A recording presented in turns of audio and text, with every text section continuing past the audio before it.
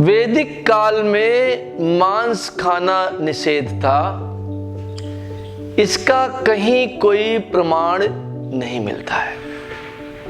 शाकाहार एक अच्छी प्रथा है,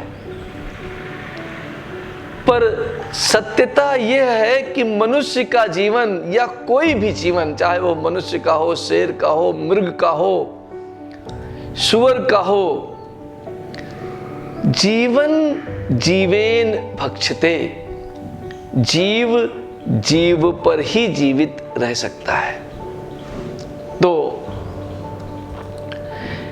जीव बगैर जीव के जीवित नहीं रह सकता। इसलिए भोजन में आप शाकाहार का उपयोग कर सकते हैं, मांसाहार का उपयोग कर सकते हैं। वैदिक काल में इसका निषेध कहीं पर बताया नहीं गया है। अगर आप आयुर्वेद देखें तो आयुर्वेद में भी उन दवाओं को बताया गया है जिसमें मांस है। इसका अर्थ ये हुआ कि वैदिक काल में मांस खाना निषेध नहीं था। पर हम शाकाहारी लोग सदैव अपने आप को सत्य बताने के चक्कर में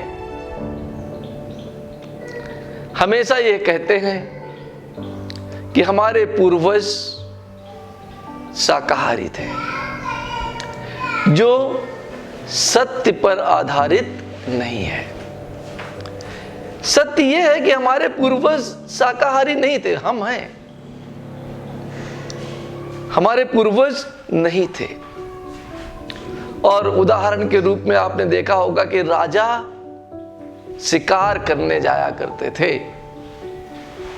महाराज दशरथ शिकार करने गए थे। हिरण को मारने के बदले उन्होंने श्रवण को मार दिया। यह कथा जगत विदित है। राम स्वयं स्वर्ण मृग मारने गए थे। तो कहीं पर इस बात का प्रमाण नहीं मिलता है कि मांस खाना निषेध था। इस बात का मिलता है कि निषेध नहीं था। मंदिरों में बलि की प्रथा थी। अगर मांस निषेध होता तो बलि नहीं होती। आज भी जो पुरातन मंदिर हैं, आप कामाख्या मंदिर में जाकर के देखिए, नेपाल के गुहेश्वरी में जाकर के देखिए, वहां पर आज भी बलि प्रथा प्रचलित है। अच्छा है या बुरा है, इस पर मैं नहीं जानना चाह रहा हूं।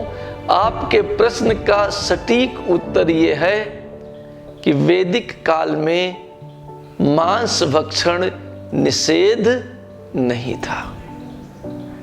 धन्यवाद, आभार।